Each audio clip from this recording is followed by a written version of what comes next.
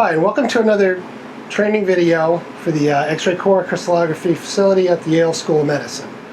Today we're going to be looking at our Agilent HPLC system, where we also have a Wyatt multi-angle light scattering system set up inline for doing primarily MALS experiments. So in addition to equipment for crystallography, the facility also has biophysical equipment, two pieces, this HPLC as well as a nano ITC by TA Instruments. So let me quickly go through the components we have. So this is the control computer, which can be accessed remotely, so you can monitor your experiments from your lab.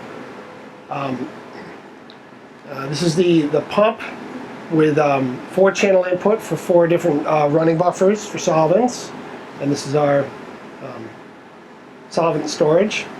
It has a degasser, so you only need to filter the sample with a 0.1 micron filter.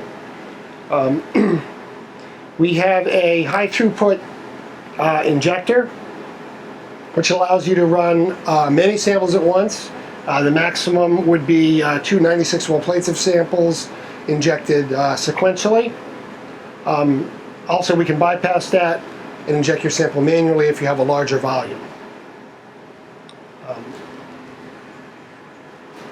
The columns are stored in this small 4-degree refrigerator.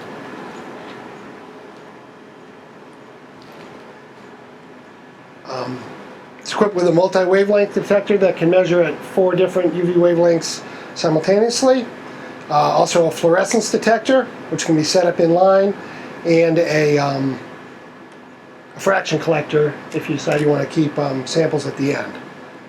Finally, we have the Helios or Dawn Helios 2 multi-angle light scattering detector by Wyatt, as well as an OptiLab T-Rex refractive index detector, also by Wyatt. And the combination of these two devices allows us to do MALS experiments to accurately determine molecular weight of your sample. So between the HPLC, the detectors, and the light scattering units, there's a multitude of experiments you can do. The most commonly used experiment that we do here is a simple MALS experiment, where you inject your sample and we determine the molecular weight, and that way we can get the degree of oligomerization, breakdown products, and purity. And this is often extremely useful in a pre-screening method before crystallography to determine that you have a sample that's homogeneous in solution and not already aggregated or multiple populations. Okay, in this segment we're going to set up the HPLC and the MALS for doing a MALS experiment and allow it to come to equilibrium and make sure we have good baselines. So the first thing is to get your running buffer ready, which will be your mobile phase. I would suggest using PBS if you can. That seems to be the most well-behaved solvent. So either PBS or your solvent of choice. You want to have at least 1 liter. You want to filter it with a 0.1 micron bottle top filter, and also add 0.02% satyramazide to keep anything from contaminating it. It's essential that you don't have any particles floating around in the sample. Especially since the light scattering picks up particles, you want to be sure the solvent is clean. One check you can do is that there's a laser pointer in the drawer up below the detectors, and you can use that. And interestingly, the wavelength on these red laser pointers is just about the same wavelength as the detector uses. And you can check the solvent by pointing the laser through there, and if you don't see any particles, it's clean. If there's a thick line of particles that'll pick right up on the laser pointer, that's unacceptable. Okay, so once we have our solvent running buffer chosen here, in particular it's PBS, we'll set that up, and we're going to decide what channel we're going to run it on. So I'm going to use channel B today. So I've taken B out of the previous solvent. What I normally do is take a beaker with some millicu water, get the end of the filter clean, and then transfer that to your running buffer here.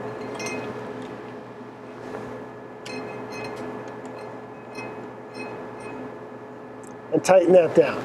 Now you're also going to need this thin tubing here, and this is what feeds the needle washing station. So again, I'm going to rinse off the outside from this solvent.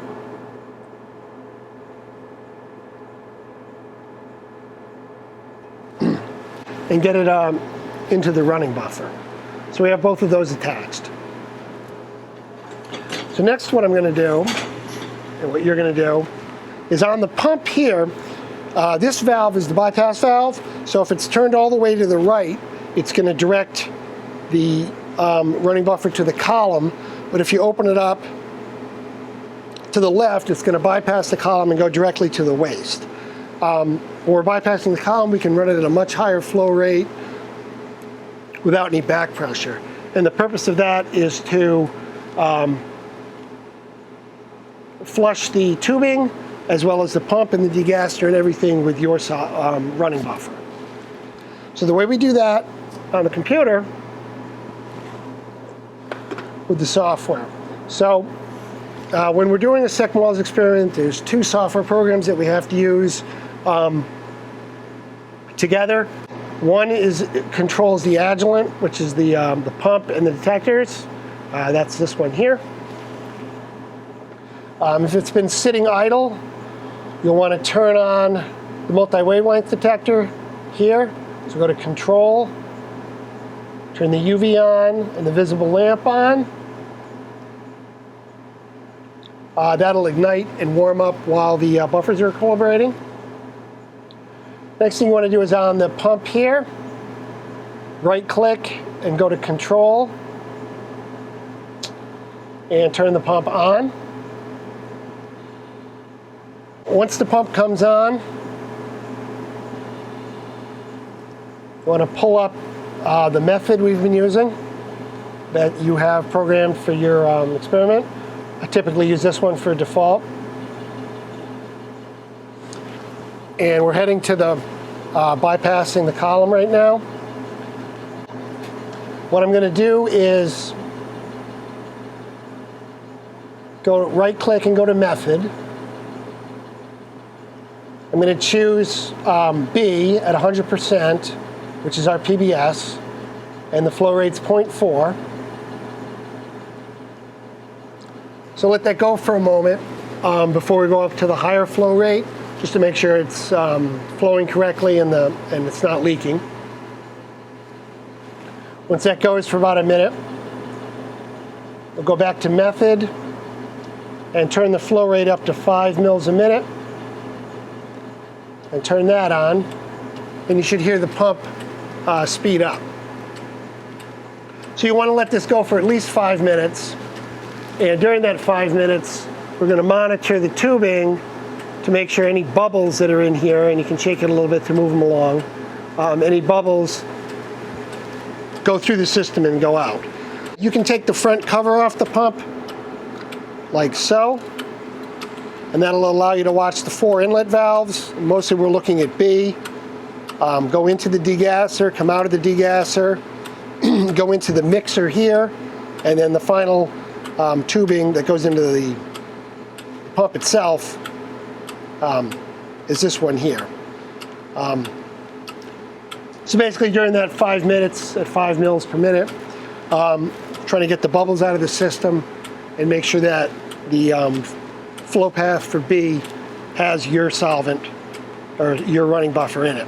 You can go longer than 5 minutes if you feel you need to.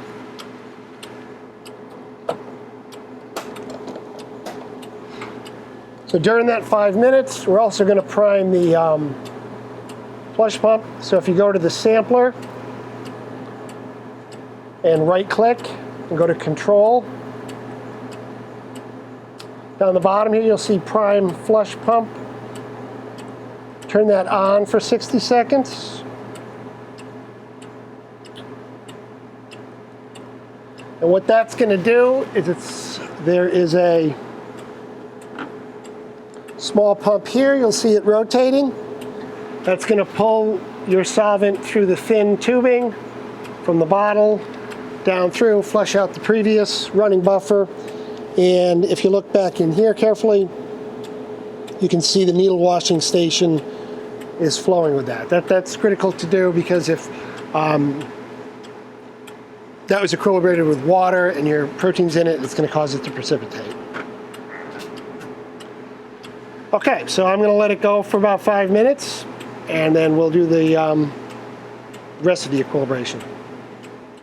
Okay, so after about 5 minutes of running your buffer at 5 mils a minute, we're going to slow the flow rate down and change the piping to the column.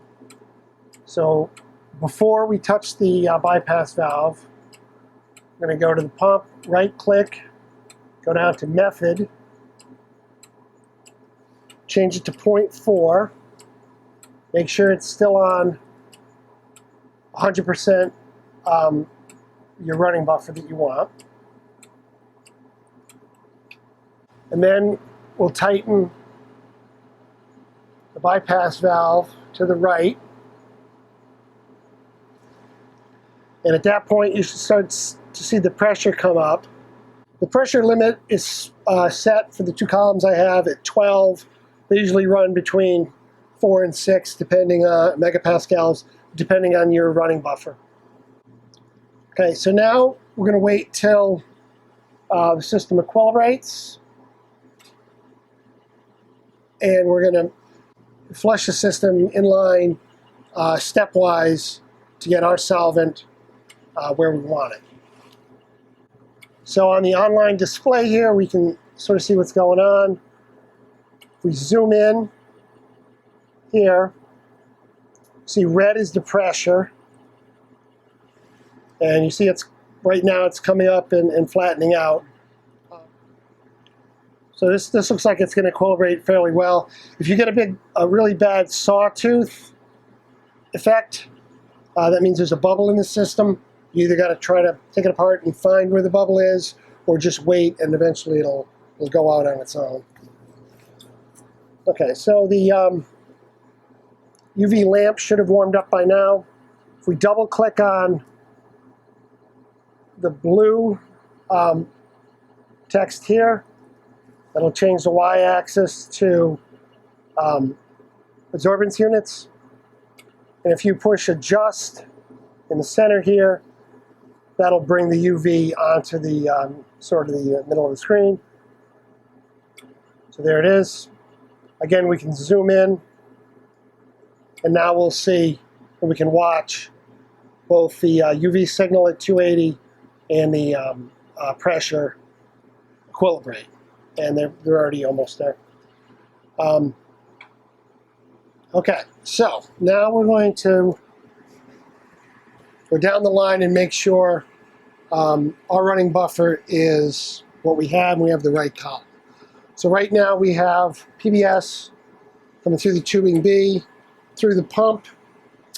It's coming out the pre-filter.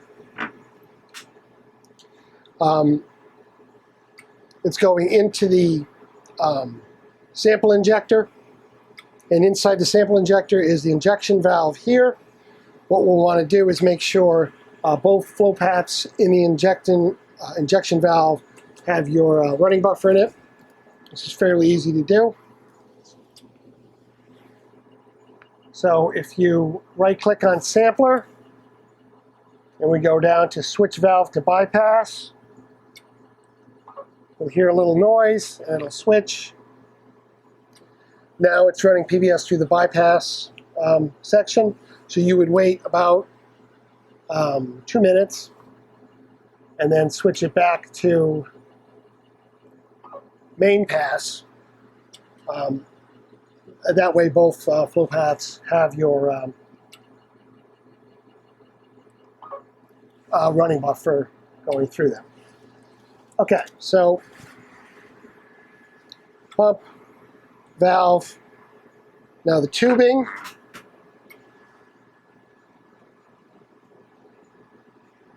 To come over to the column, I'm going to get a small waste beaker. I'll just use this. So there's two columns. One is labeled column 1. That's an SEC 300. We typically use this if you're just going to do SEC and not a MALS experiment. And then there's another one here, column 2, that's labeled Wyatt technology, WTC 015. It's basically the Sepix 150 column. That's the one we use for the MALS experiments. So what you'll do is swap the columns dropwise like normal, and then store the column you're not using in the 4-degree incubator here.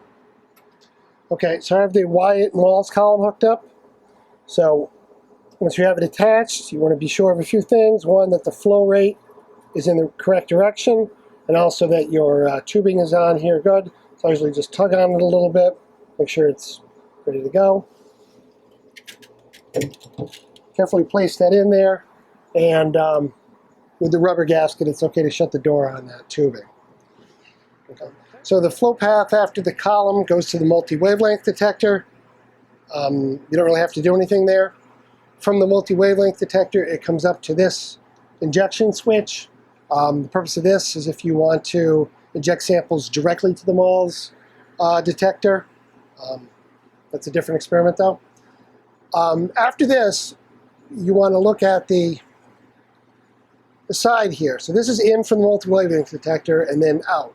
So if we're doing a MALS experiment, we want to have this tubing hooked up to the out port and this one hooked up to waste.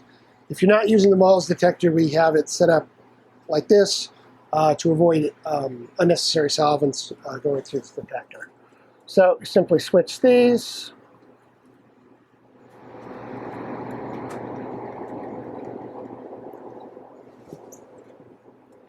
Okay, so now the flow is going through the light scattering detector and through the refractive index detector.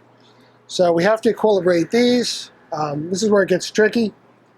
So this is the default setup for the display. We have time on the bottom, and then light scattering detector 11, which is the right angle detector, and light scattering detector 2, which is one of the more forward detectors. Those give us an indication of what our baseline and background are. So we can use the arrows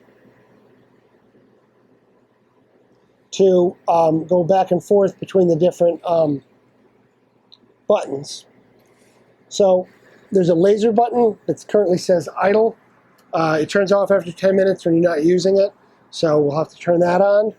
Just click over to it and hit enter. You'll see it come on. Typically want to have that one set to waste. And right now I have it set to 5 minutes on the x-axis. So we're going to monitor that as the solvent comes through the column and comes to here. And what we want to see is at least below an average of 0.2 on both detectors. And normally if you have a clean solvent, it'll be below 0.02 on 11 and just under 0.2 on detector 2. So that's that one. And then the refractive index, this is often the most challenging one to hit equilibrium, and it's also one of the most important. Without a good baseline on refractive index, we simply can't use the data, so it's worth taking your time to get that right. So within the detector, there's actually two flow cells. There's a reference cell and a sample cell. What we want to do is get during equilibration, we want to get the solvent in the reference cell and the sample cell the same. That way the refractive index is 0. So there's a button on the screen that's the purge button, which controls whether it goes from sample cell or reference cell. So when the purge is on, it's a reference cell. So right now I'm going to turn purge on and let it go through the reference cell and let that go for about 15 minutes. So what you'll have to do while it's equilibrating is every about 15 minutes turn the purge on and off and wait. And you can also zero it occasionally with that button there. Typically the time is set for 20 minutes here. So you don't want to start the experiment until you've run purge on and off a few times and you're in a purge off situation where you have the blue line, which is RI, flat at 0 for 20 minutes. If you don't take your time there, we're not going to be able to use the baseline, and you'll have to do it over. Finally, the tubing all goes to the waste buckets underneath. Don't worry about emptying the waste. I'll do it. Let me know if it's really full. Okay, so now we wait for the light scattering, the RI, and back here the pressure and the UV all to be flat lines. And then we're ready to do the first experiment. Okay, in this segment, we're going to look at the finished equilibration, and then we're going to set up for our first injection, which will be our BSA standard, which is required to do before you put your experimental sample in.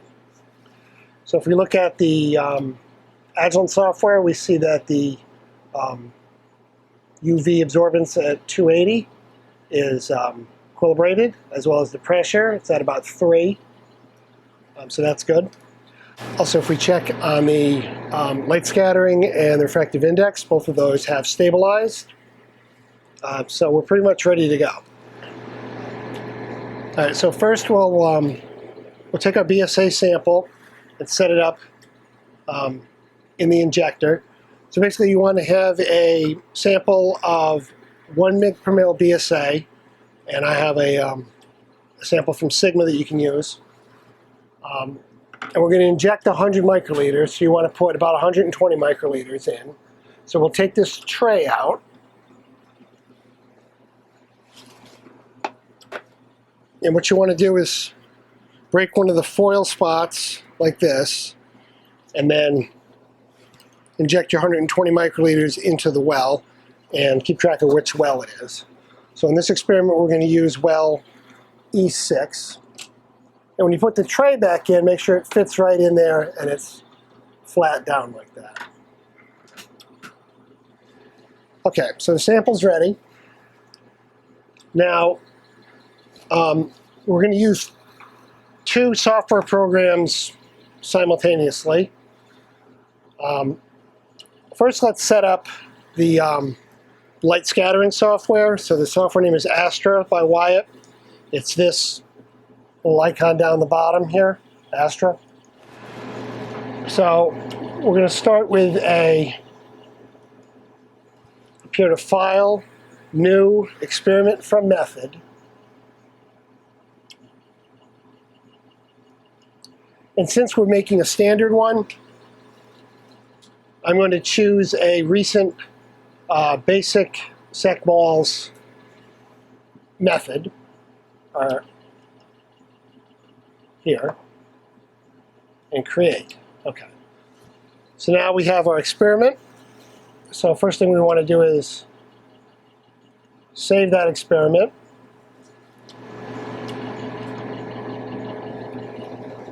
Okay, once the experiment's saved, we'll go through the configuration.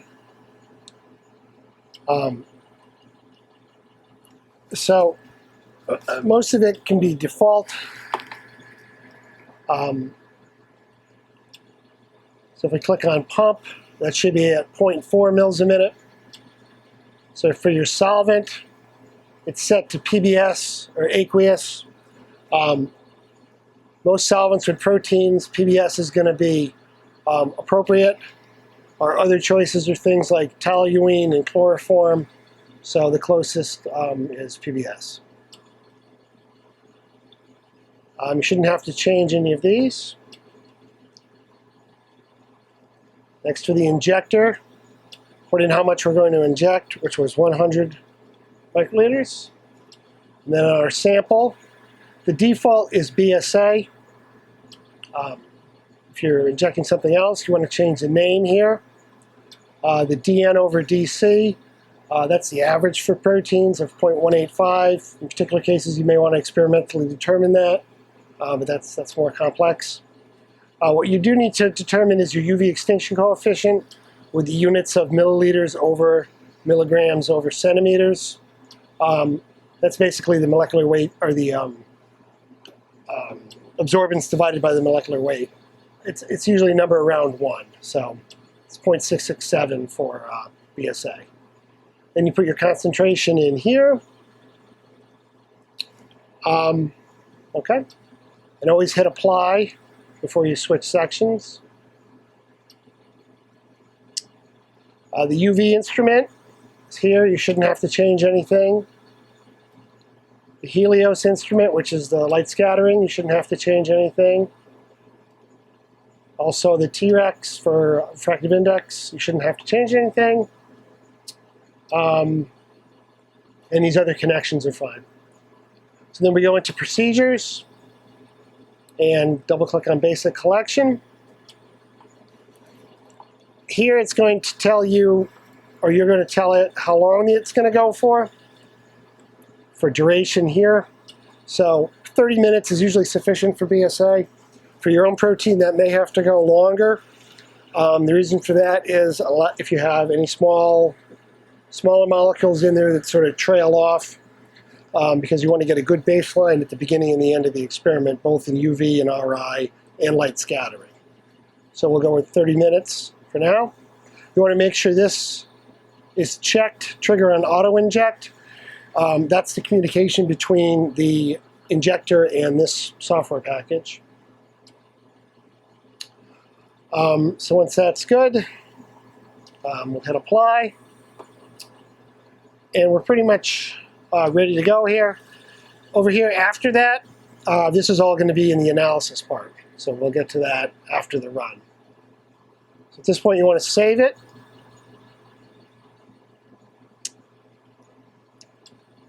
And then you'll see this little play button up here that says run. We'll click on that.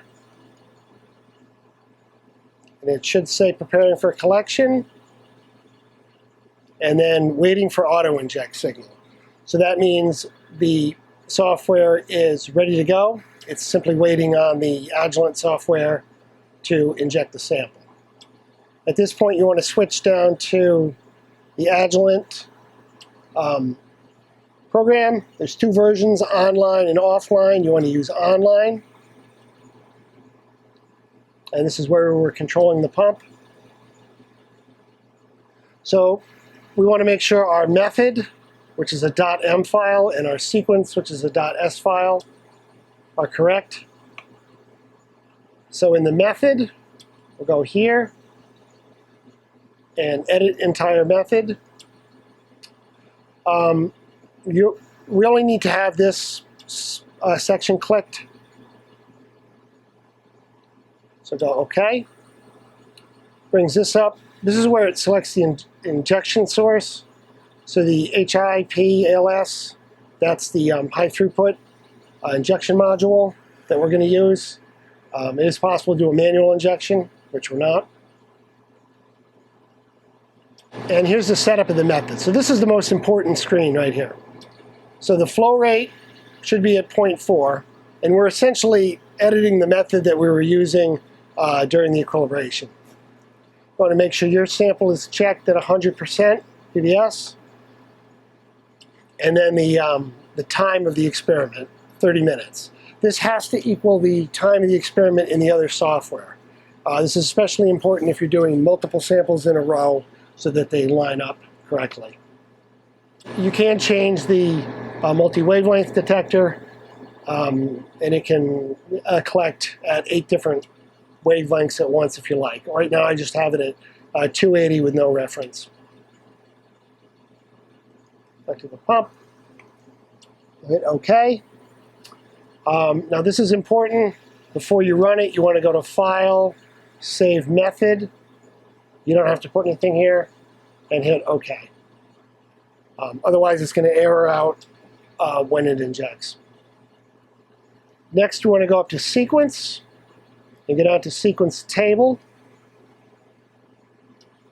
and edit the sequence table. So we're only doing one injection, so there's two already here, so let me get rid of that one. The first is you want to edit the injection location. So P1 stands for plate 1, which is the 96 well plate in the front, and then the well number, which we're using E6. And it requires that 0 before the 6. So give it a appropriate name, and then you want to tell it what the sample amount and the injection volume are. If you're doing a single injection, you want these numbers to be the same, but we're going to actually put more in the well.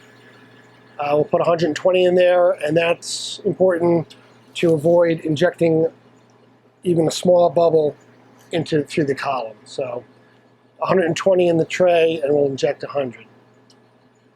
Okay, so this is ready to go. So if we hit OK here, it's just going to save that. So I normally hit OK. I make sure these are still equilibrated. I'll check the refractive index and the MALS detector to make sure they are still equilibrated properly. Once I'm satisfied with that, I'll go back to the sequence table and then push this run sequence.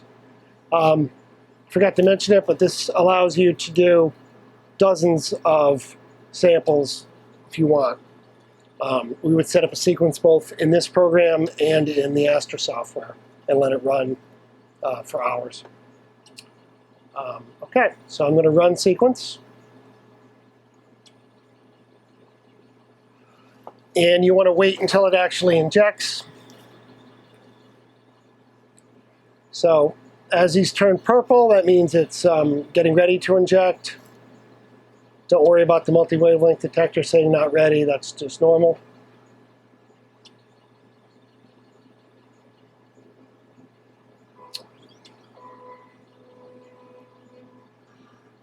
You should see this switch to the correct well. And you can actually watch the injection needle come down.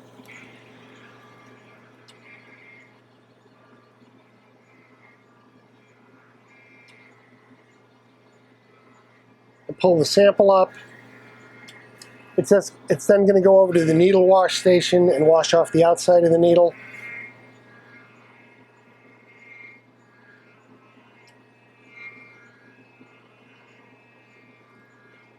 And the injection is very slow as to not introduce a bubble into the needle itself.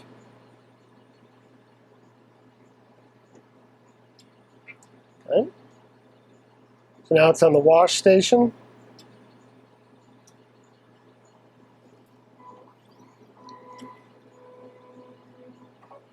Okay, so now it's injected, and you should see run here on all three. It will have marked this as time 0, and it will have taken the UV signal and automatically zeroed it.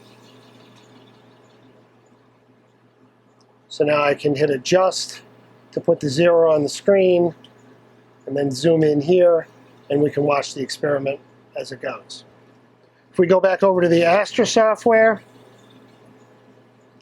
as you'll notice, the waiting for auto inject is gone, and you should start to see red data points here as the sample makes its way to the MALS detector, and then we have green sample data points here from the UV detector, and we also have the blue data points from the RI detector. So you know it's running correctly if you're getting data into this software here.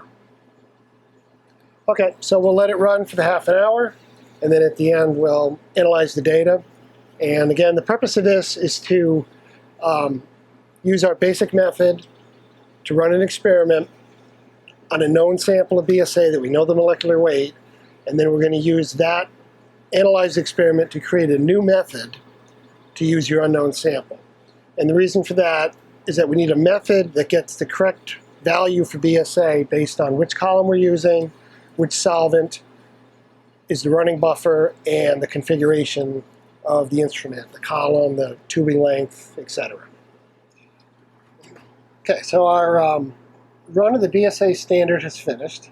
So let's look at the output. Here's a graph of a 30-minute run. We can see here in green, that's our UV signal that comes in from the UV detector that's attached to the Agilent. The blue is our refractive index signal. And the red is light scattering detector 11. So on the right side here, we can toggle on and off the different detectors. So if I turn on all the light scattering,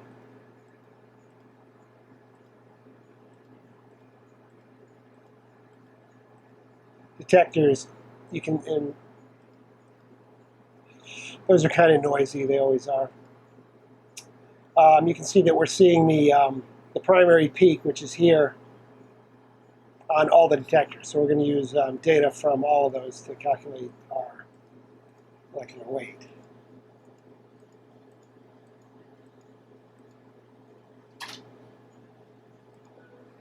Okay, so you want to save your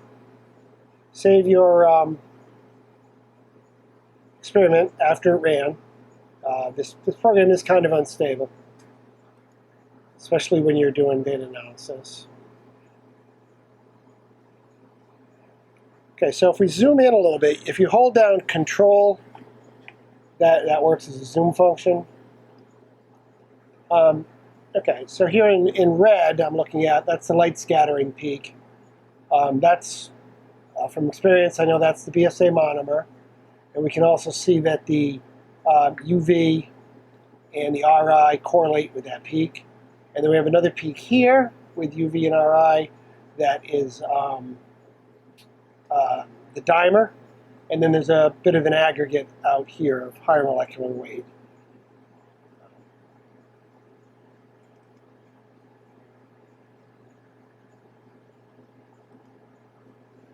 Okay, so the first thing we'll do, we have our configuration portion set. We want to, on the configuration, want to right-click on that and go to Edit Configuration. And here where it says Concentration Source, that can be set at UV or RI. And that's what the data it uses to determine the concentration for your peak. Basically, you want to do the analysis twice, one with UV and one with RI, and you should get approximately the same value. And that way, that's going to be one more measurement to support your answer. Okay, so back to basic collection. First, we want to look at the baselines. So double-click on baselines. And then we're going to go up here and use this auto find baselines. Okay, and then we're going to go through detector by detector and judge what the baseline is, adjust it if necessary, and also at the same time we'll judge if the data for that detector is of sufficient quality to use. So I'll start with the RI. That's usually the most difficult one, but we do have a pretty good baseline this time. If I were to do this again, I'd run it for 45 minutes instead of the 30 to really get the end of that baseline out at the end. UV, the auto find didn't work very well, so I'm going to grab it and move it up like that.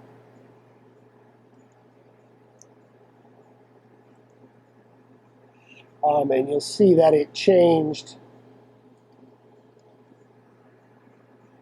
to snap Y for that. If this doesn't work out well, you can always go back and auto-find and reset everything. After you make any changes, you want to hit apply.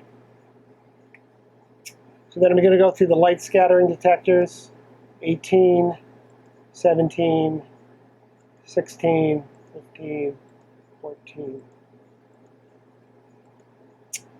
And as we go to lower numbers, those are detectors that are more forward angles, and they always have more lower signal to noise. And you'll see how we get into the noise towards the end.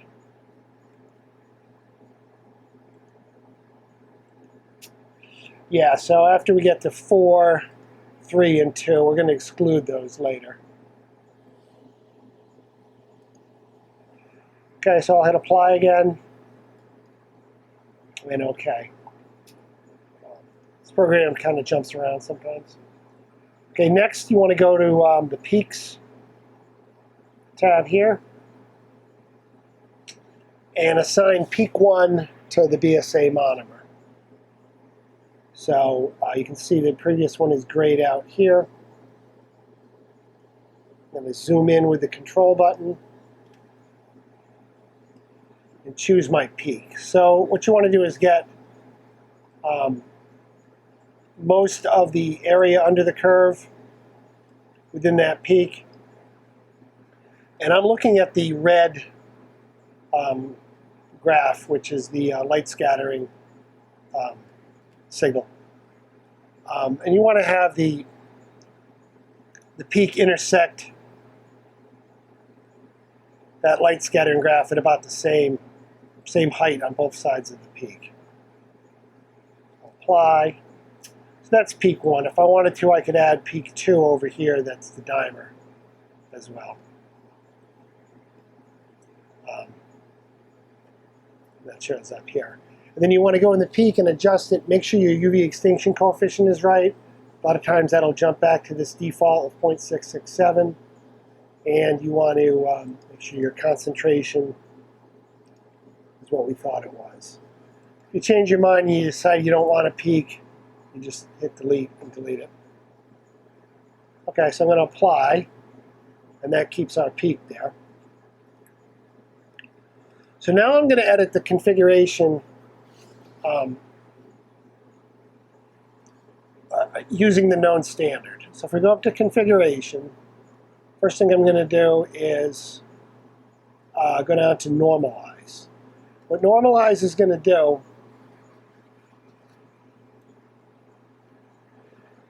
is it's going to use Detector 11 as the standard and set up each of the other detectors by normalizing it. Hit that button, and it'll give it a value of how it weights each detector, and that's based on the electrical differences between the detectors, and basically evens the signal for all of them, and that'll improve your results. So yeah, you can normalize it there. If we see one of the detector values the new ones get extremely out of hand, like detector 2 is starting to get pretty high, we would exclude that from the analysis as there's something wrong with that detector and it might need replacing. So I'm going to apply again. Next we'll go up to configuration, and we're going to do alignment. So what that's going to do is it's going to align the 3 signals, light scattering, UV, and RI. And the reason for that is that there are different distances in tubing in between the detectors and the column. So you're actually measuring that sample at a slightly different time, and we're going to line that up. So again, I'll use the control to zoom in on my peak. And then I'm going to choose a region where I want it to align the signals. So they're pretty aligned already from this, the method that I had saved. So we'll go up here to Align Signals, and you can see that tightened them up a little bit there. So we'll apply that. Then the next thing is to go back to configuration, right-click, and go to band broadening. So this does a similar thing to the alignment, but in this case, it's going to make the peak height versus width more consistent, because as the sample goes through the tubing and through the different detectors, it starts to get spread out and a little more diffuse. So the peaks start to get wider. Again, we want to choose a region where it's going to equalize the broadening for each peak. And again, try to hit the light scattering, the red line, at about the same height on each side of the peak. There's a button here called Perform Fit. Hit that. And as you see, it made those, the three signals are really overlaid now. So this way, when we go in and look at the data, we know our peak is, our signal from the three detectors for that peak is in the same place there, and that's important to get accurate results. So I'll go to Apply. Okay, so that's configuration is all set. We did normalization. We did the edit configuration for UV. After we're done, we'll go back and change that to RI and rerun the calculation. We did alignment, we did broadbanding, and normalize. Okay, so now we'll go down to this. We did peaks already, and we can double check that, because after the alignment and the band broadening, we may want to fine tune where our peak is. Looks pretty good. So I might move it over a little bit like so, just so that it's going through the peak at the same height. Okay. We did baselines. Molar mass and radius is the next one. Double click on that. So here we see our smaller version of our chromatographs here, and also the data from each one of these represents one of the detectors, and it should basically fall in a straight line, and the y-axis intercept is gets converted to our results. Okay, so we're going to look at the enabled detectors here, and we can turn on or turn them off. So before, when we went through and did baselines, we decided 2, 3, and 4 were too noisy. The 5 looked okay, so we can add 5. It's got 5 and 6 have fairly large error bars, but the value of having so many detectors is that's, you can have one bad detector and you're still going to have basically the same intercept here. So just for fun, if I turn on 4, 3, and 2, you can see why we're not using that data. It's just noise at that point. So I'm going to turn off 2, 3, 4, and I don't really like 5 either at this point. So we'll use that for our data. So apply, and then OK. So at this point, we'll go in and we should be able to see the results, and then we're going to use the results from this to make a method that we're going to use for our unknown sample.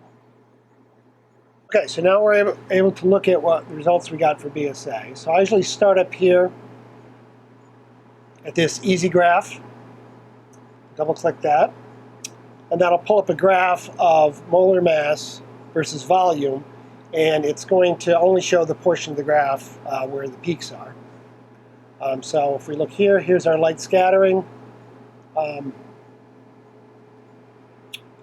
signal, and these dots here are molar mass at each measurement point during that peak. In Easy Graph, we can also look at a variety of other outputs, but for our intents right now, we're just looking at molar mass. So our result is pretty much flat across the peak. There's a little bit of a downshift here that's probably picking up a little bit of that dimer, and it drops off a little bit here. More or less, it should be flat or in this sort of direction. If it's going straight up like that, there's a serious problem. We can then look at the easy table. Here it's going to give you your value for your molecular weight, so 64 kilodaltons. The BSA, this particular BSA is labeled at 66 kilodaltons. That's pretty close. We can go into the advanced methods and experimentally determine the DNDC and a couple other things to really get that right. But that's good enough for what we're doing here. It gives you a bunch of other data as well. And then there's a report summary here that you can print out. It'll tell you what detectors you used, where the peak was, and importantly whether we used UV or RI for the concentration source. Then down here is our molecular weight, and then it gives a value for the polydispersity. Usually for purified protein it's 1. Then it'll give you some RMS radius values. This is the sort of the summary. The detailed one has a lot more stuff in it. Okay, so I'm going to save that, but I'm going to save it as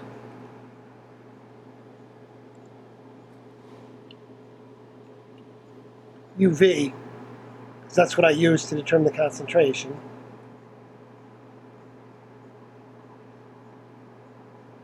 Now I'm going to go up into the configuration.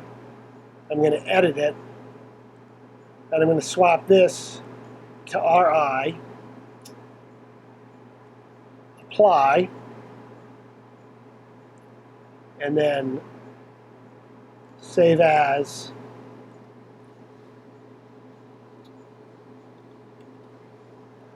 Oops.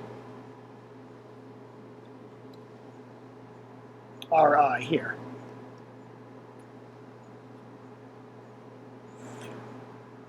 Okay. So it should recalculate all the values based on the light scattering equations and give you a updated easy graph, an updated report. We're getting about 64,000 again with the RI, and an updated easy table here. So now I have RI up. Let's make sure that's saved. Now I'll simultaneously open the UV one we just saved. And now in the easy graph, we should see both data points from both ways of calculating the molecular weight for the same experiment. And it's more or less the same. So that indicates that we did 2 independent measurements of concentration, as well as an independent measurement of the size of the molecule by light scattering, and we're getting more or less the molecular weight we wanted. So at that point, our standard is done, and we're ready to go on to our experimental sample. Okay, so our BSA standard went well. Now we're going to set up a method for an unknown sample. So I'm going to close one of these just to clean it up. Make sure I saved this one. And then when that's highlighted, we'll go up to File, Save as Method. So what that's going to do is it's going to make a method that has all that values for the normalization, the band broadening, the peak alignment, and such. So when we put our unknown sample in, we won't have to change anything except the baselines, which should be about the same, and where our peak actually is. Okay, so we'll close out our BSA one. Now I'm going to go New, experiment from method, and now I'm going to pick that new method. Create, and I'm going to save as, and give it a unique name.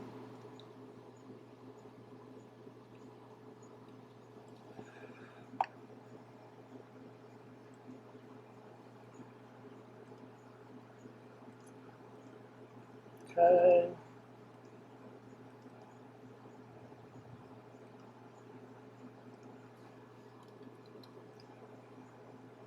This has a different U extinction coefficient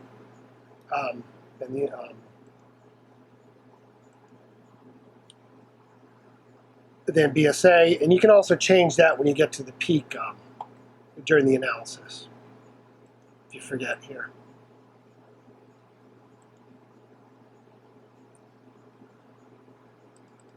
Okay, so at this point it's pretty straightforward. You just, we're going to do 30 minutes again, auto-inject. All we're really doing is telling it the name and that UV extinction coefficient. Everything else is ready. So we'll start by hitting the run button. Again, preparing for collection.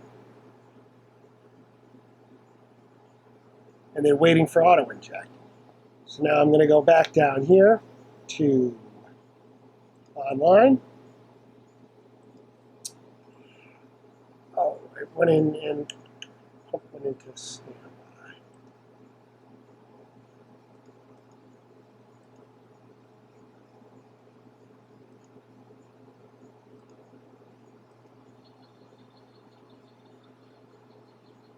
Okay, so if we go back to edit entire method,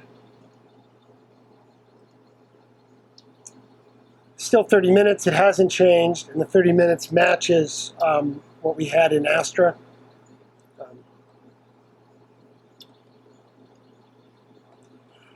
Sequence table.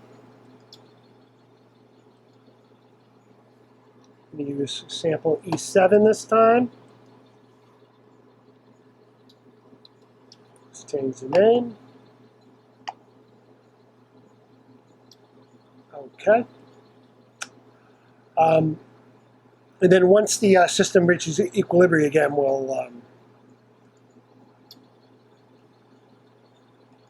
I'll run the sequence as the pump shut off after that last sequence.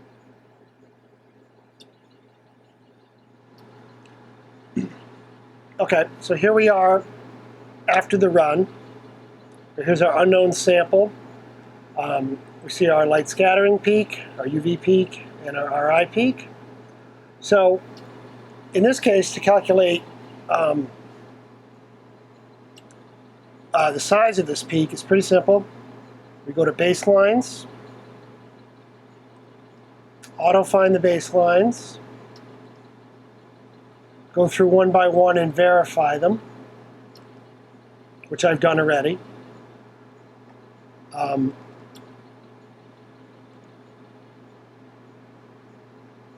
Go to the peaks. Make sure your peak 1 is where that your signal is. And that's about it. You don't have to change, well, you have to go to molar mass here and remove the detectors that you don't want enabled.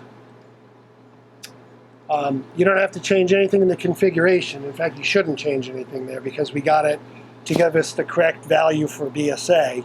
And here now, the only thing we want to, we don't want to change anything because the only thing different is the sample, so we'll get a believable result. Then if we go up to our easy graph, we'll see our, here's our peak. And our molecular weight value there, it's just about 60,000, which is actually the expected value for that particular experiment, which was nice. We have a report here where it's 60,000 plus or minus less than 1%. You really should get a value less than 1%. There's no reason not to.